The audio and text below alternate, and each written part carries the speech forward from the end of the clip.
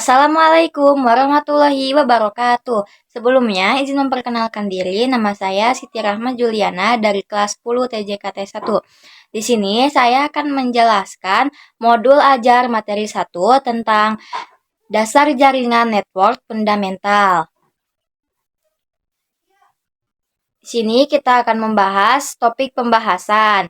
Topik pembahasan ada 7 macam, yaitu definisi jaringan komputer, manfaat jaringan komputer, cara kerja jaringan komputer, definisi IP address, protokol jaringan, port jaringan, dan subnetting.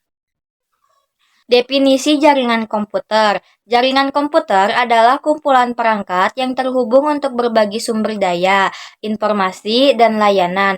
Perangkat-perangkat tersebut dapat terhubung melalui kabel, sinyal, gelombang, atau alat transportasi data lainnya. Jenis jaringan ada 4 macam jenis.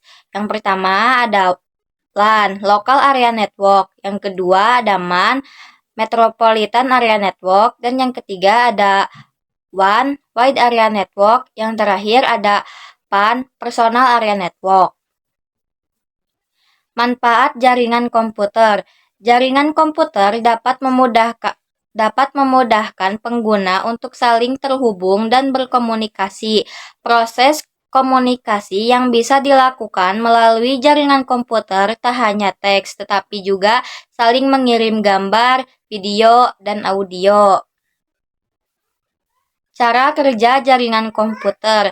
Cara kerja jaringan komputer secara umum melibatkan proses pengiriman dan penerima data untuk membuat komputer bisa berkomunikasi.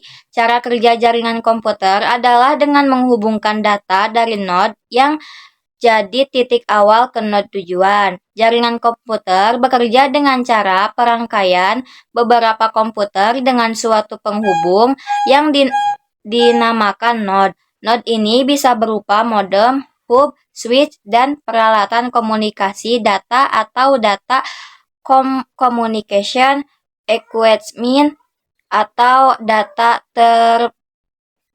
terminal equipment.